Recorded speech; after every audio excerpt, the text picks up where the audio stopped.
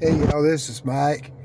Yeah, I don't want to hold the phone, and so I'm going to set it down, and I'm going to see him. The sound will carry. I'm going to sit down back here in this little compartment. Um, but anyway, let me cut that down a little bit there. Make sure my voice will carry. I told y'all in another video that I was going to check and see if I told about stuff that was going on at McClellan Chapel Road, which I rode down that road not long ago going over to Sly Fox's house. He has passed on, and I owed him some money, and I was going to go give it to his widow, but she wasn't home. But I took that route, and that road is still creepy. It's still got that long hill. I remember my friend Flintstone, he used to live out there in a log cabin, which is done burnt down now. But I know one time I had gotten out there, whether I hitchhiked or rode a bicycle, I forget. But it's pretty good ways from the house, you know. I mean, maybe not as far as the crow flies, but I remember that my mother-in-law had picked us up, and, you know, me and Flintstone both was headed to Green Pond, you know, which I was going home, and he's probably going to stay with some relatives closer in, you know, just spend the night with them or something. And, you know, she wasn't my mother-in-law back then, you know. I mean, she was just a lady I knew, you know. My wife was like a little girl, you know, maybe 6 to 8 years old and stuff, you know. I mean, she's just a kid. I didn't know I was going to marry her. Ain't that strange how things turn out? But anyway,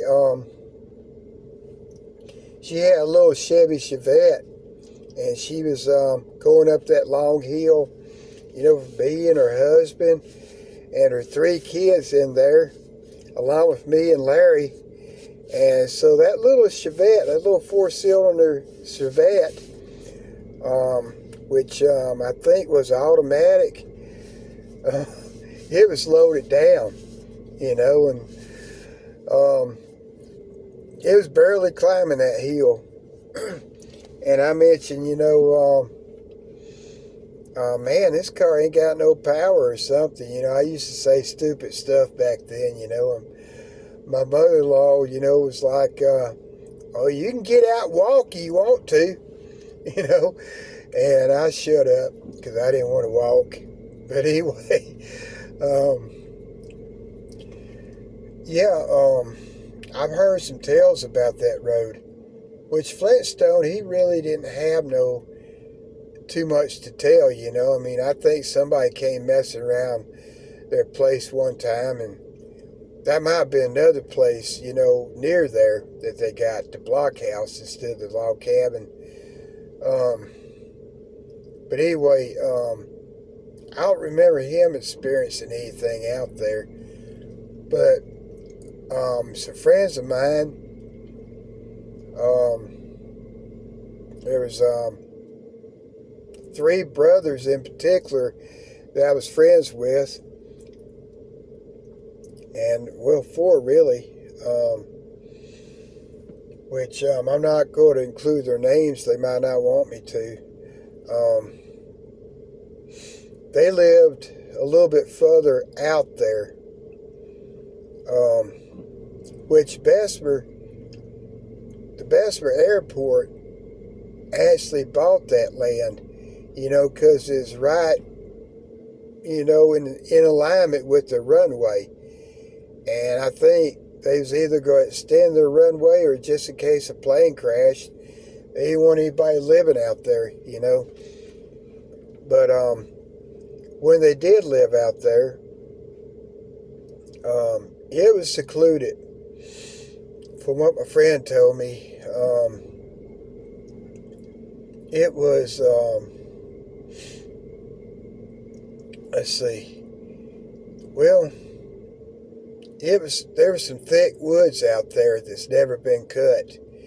Undergrowth that was like up to your waist and stuff. And you get the feeling of being watched out there.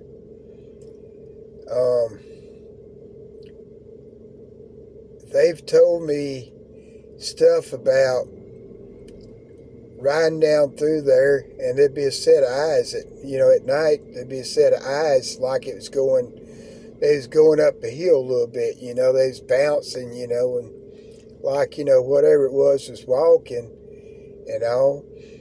And around that house they lived in, there was some ghosts around there. One of them would shine like a flashlight or something. Somebody used to live there. Used to go around and shine the flashlight. There's one story that my friend told me. He had one of those waking dreams, and then he woke up scared, but I kind of forget the details to it. But anyway, his dad would hunt out in them woods, and his one or two sons would hunt out there. And one time, his dad came back, white as a ghost, and said he's going to die. And they didn't know what made him come to that conclusion, but not long after that, there was this what their dad told them was just an old dog out there dying. And it would let out this long, mournful howl. And then it would taper off at the end. And it just constantly did that. And sometimes it would get closer, and sometimes it'd be further away. The times it was closer, my friend said he'd come out with a shotgun, but, the other brothers would tell about the same thing, and a brother or two, and but they'd be the ones coming out with the shotgun. But what it was told to me, that it'd be right up near the house, and the dogs would be barking. And time they get outside, it sounded like it was a half a mile away, like it moved that fast, whatever it was, howling. And one time, my friend was like, well, him and his little brother decided they would go looking for it in the daytime with a shotgun, I guess with double buck in it, and they get right near where it was, and then it would be behind them, or it'd be beside them, howling, off in the distance. And he got close one time, and he smelled something dead, real strong, and he was like, he felt like that. I'm trying to remember this. It's been a long time. I mean, this is back in the late 80s, early 90s when he told me this. He said he got this feeling that he didn't want to find out what it was, and that something happened, something bad happened if he actually did. And so he decided not to pursue it anymore. But anyway, his dad was dying, but his heart would hurt real bad, and drinking seemed to calm it down. Which, I always called him my friend, I never met him, that's right. My friend Greg would call him Mr. Morgan, which, you know, I mean, ain't nobody gonna find out who that is. Which I knew his brother, Columbus, you know, I didn't know they was related. He'd sit on the front porch of Emmylou's, and every time the dogs tried to run off to the porch, he'd take an old fly swatter and run them off and cuss them and stuff, you know, which it didn't hurt for dogs to be on the porch. But I didn't know they was related at the time. He told me, you know, my friend did about some rough stories, you know, from a long time ago. When, you know, men were more men-like, you know, and they fought more like men and stuff. And but anyway, I'm getting ahead of myself. But the night that his daddy died, it got right there next to his bedroom, howling, and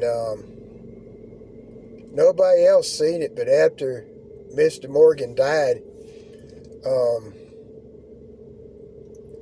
he seen some claw marks facing the wall, like a big old foot with claws on it, embedded into the carpet, I guess.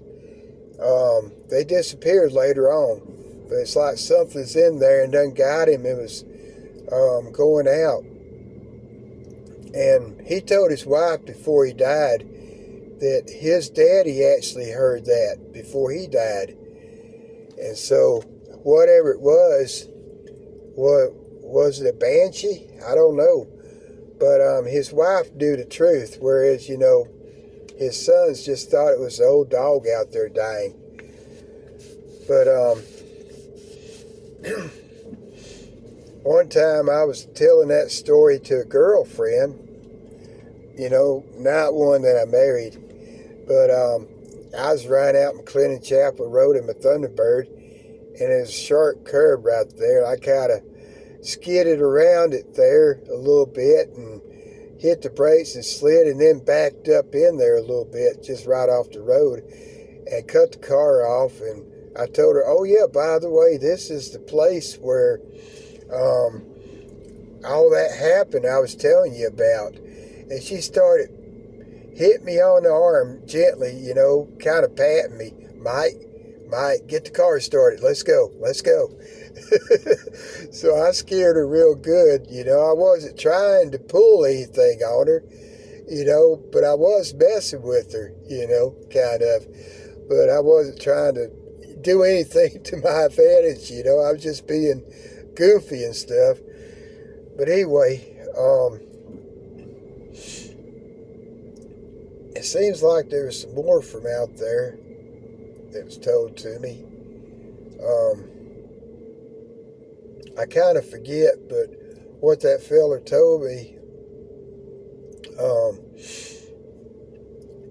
about his dad and his dad's brothers growing up, which they was all rough and stuff. And one time they had an old piece of a shotgun, and they had kind of lived down towards Tuscaloosa, I think. And this old cat let out a squall or something, and one of them fired a shotgun, and that thing flew apart, and they was left holding the stock, and they threw it down and ran. And another time, his brothers, one of them, his brothers had ran off and left him, and you know, he got to run in their direction. He came upon this black shadow of a person. It was in the perfect silhouette of a person. And he ran up on it. He thought it was one of his brothers. He was going to knock him upside the head for running off, leaving him. And his fist went right through it. And I guess he took off running after that. Took off running again. There was tales, you know, about one of them killing somebody, unaliving somebody. Sorry, YouTube. I don't know if it was one of the brothers did it to another brother or somebody else. But anyway, they backed up and got the car stuck, and it had snowed. And they finally got it free and thought they got away, but they left the perfect imprint of the driver's license. Well, the tag. Yeah, the tag in the snow. And so they didn't get away.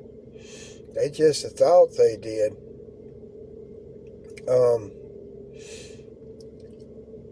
One of the brothers, they was riding around, well, two of them was riding around together, and one had money, but he went buy the other one something to eat. And so he knocked him in the head and got some money so he could eat something. And you know, he found out he hit him too hard, and that might be why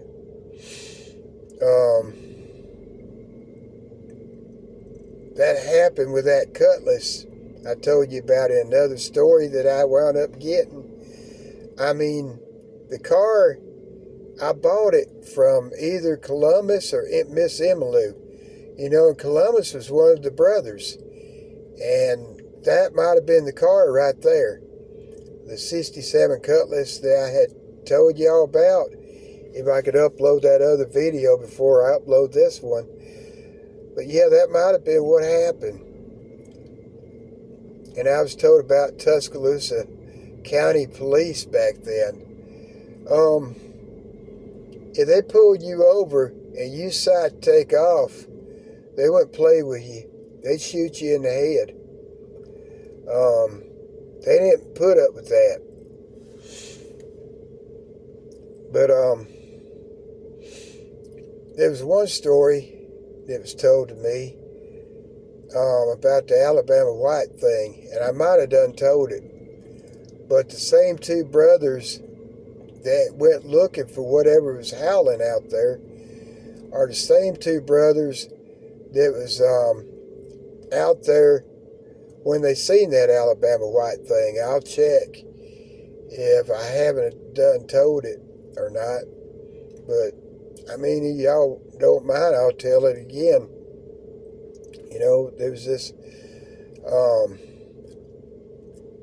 they lived out there on a road that cut through, I forget the name of it now, but it cut through 216 to 11 right there, and they both ran parallel to one another. Eventually 216 runs into 11, which turns into University Boulevard in Tuscaloosa, and 216 crosses over into it. It becomes 215, which becomes 15th Street in Tuscaloosa. But anyway, Keens Mill Road. Yeah, Keens. Keens Mill Road. They lived out there. And there's a bunch of fields out there. And they went deep out there. Well, there was some lakes or something, a lake or lakes. My friend said that he would be mesmerized by the fish coming up near the bank of the lake, little pond. And he's watching for a long time there, you know. One time him and his brother went out there. He said he had a little kitten right on his shoulder, and he decided he'd carve his name in one of the trees out there. And his little brother started pestering him, you know, and he told his little brother, just go on, you know, I mean, he's doing that. And all of a sudden the cat started acting crazy, scratching him or something. And he grabbed the cat and threw it off, you know. It was, you know, in defensive mode. And his little brother just kept on with him. And he looked. and he seen the tall weeds being parted as something was running towards them. And they took off running. And one or both of them had BB guns. Every now and then they'd turn around and shoot at whatever it was. They couldn't ever see it. And they ran all the way home.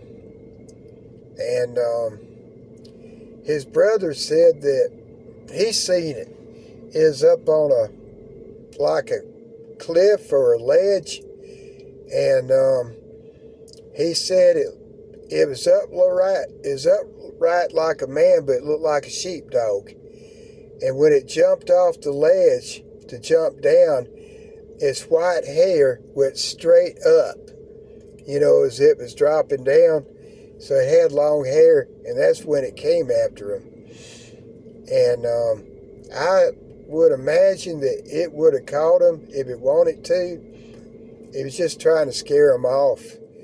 And Mr. Morgan, their dad, had I think it was an old Savage or Stevens 22 automatic, but it was special.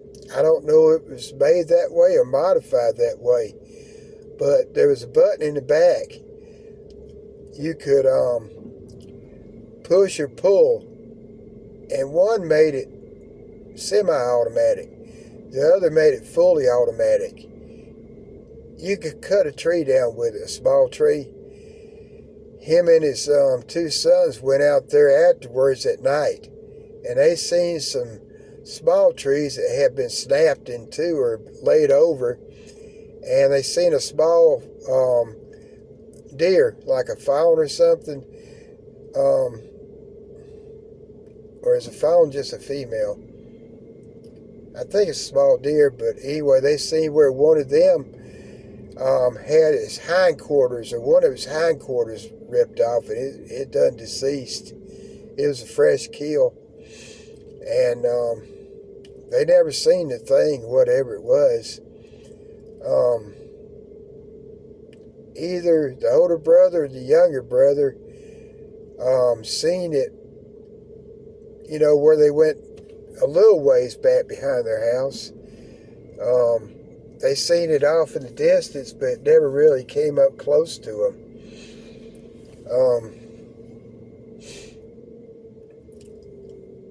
Let's see. I just remembered something from that, where they used to live out there on McClellan Chapel Road. The atmosphere was creepy out there. They had an old barn, and they could hear something one time when one of them walked up to it. They could hear something like an elephant move from one side to the other. But when they went in there, there was nothing in there. And the atmosphere was so thick that you could call from like maybe 50 to 75 yards away. You could holler, and the ones at the house couldn't hear you. It was real strange. And his mother got with this younger dude, which he's done passed on now, which he was a friend of mine. He was a Yankee, Bill Sudhall. I used to ride with him when he's racing some of those Chevelles up there at Caffey Junction. He had a nice Impala that's been souped up, had a vet engine in it with thrust mufflers. I even got to drive it one time. I was happy to drive it. It had a stiff accelerator pedal. But yeah, I like that car. But anyway, he had got with their mother, and sometimes they'd go up there and spend the night out there in the back of the truck or something. They'd get drunk and they'd spend the night in the back of the truck. And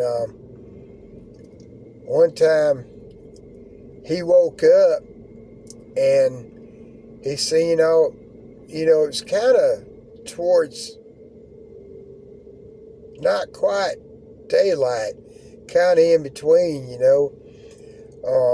nighttime and when it was getting daylight.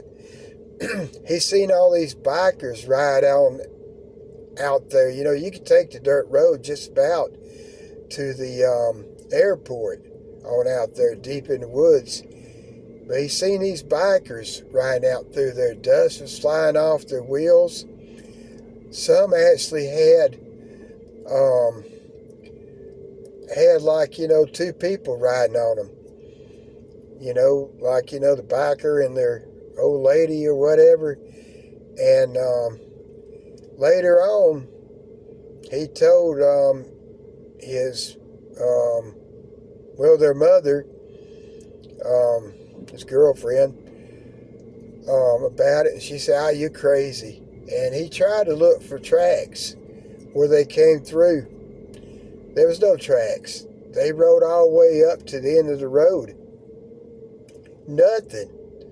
They had vanished. It's like they went into another dimension or something. It's kind of weird. Which I have heard that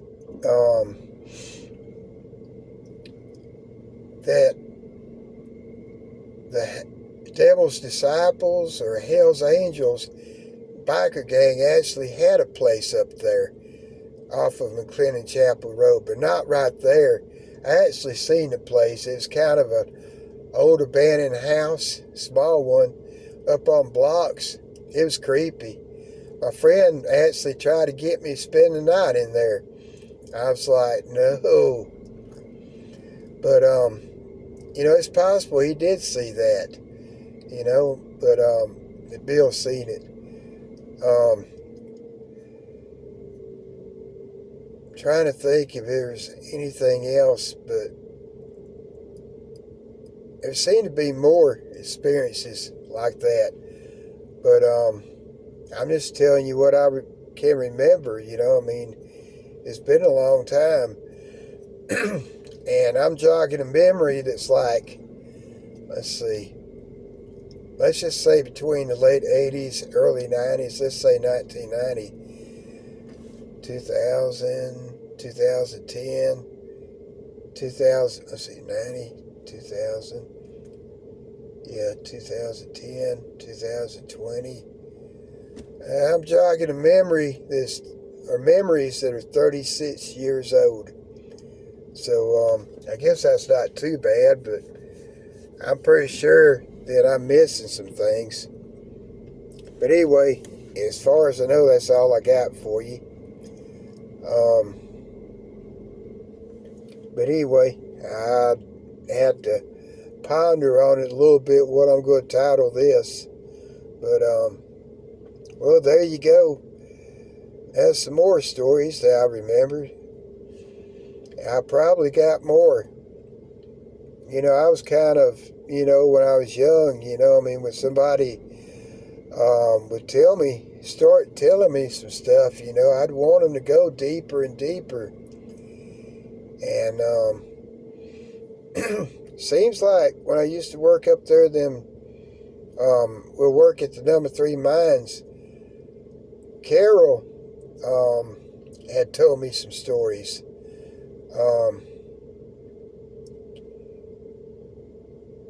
She had several of them, if I can remember them.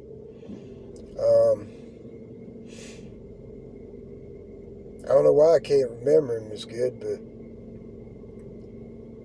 I might tell some of them later. But I remember one that she told me, and it's kind of related. I might have told it, when I was talking about the Alabama white thing, but she has seen something kind of like the white thing, but it wasn't. It's like what I saw, which I had told. It was on all fours. It was white. It was big, and it had a long tail with a ball on the end of it. And unlike the way it done me, when it seen them, it took off. I mean, it made a U and just took off fast. You know, kind of like one of them side-by-sides would do up there, you know. They'd see me coming towards them, and they'd be coming down towards me, and all of a sudden they make a U, and like a slingshot, they was gone. Whatever they called them, those side-by-sides, they was pretty fast. But that's what whatever it was Carol seen, that's what it done to her. And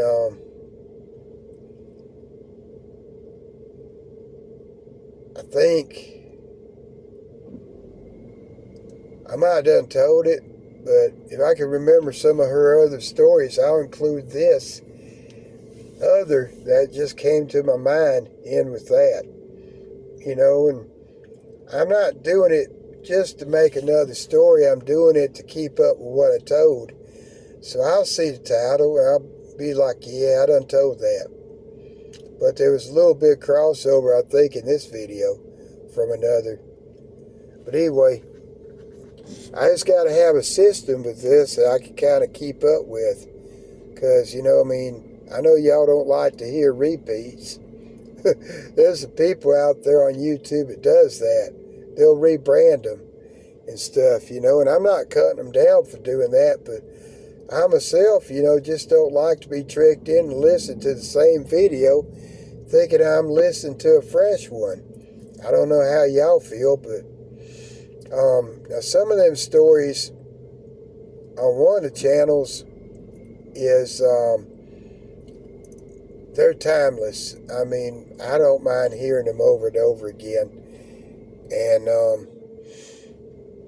well, anyway, you know, just in case, you know, he gets offended at this, I don't want to tell the channel, because I consider him a friend, you know, kind of, sort of, there, you know, I mean, kind of, sort of a friend, kind of like a YouTube internet friend, sort of, you know.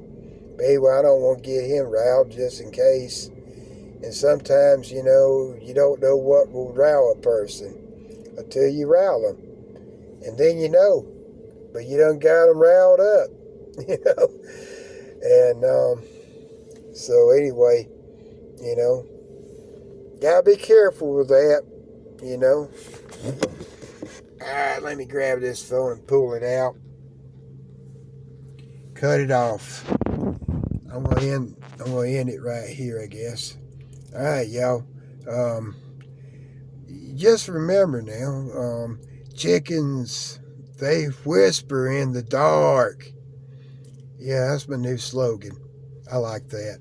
I don't know about y'all. That's better than, you know, saying, yeah, it's your friendly bipolar blonde that's off his meds. Which, in a way, it's true. In a way, it's not. I have been diagnosed as bipolar, but I don't think I was bipolar. But I have taken some meds, antidepressants, but I don't take them anymore. Probably could use them, but nah, I'm good like I am. Okay, well, y'all have a good one out there, and I'll see you later. Bye.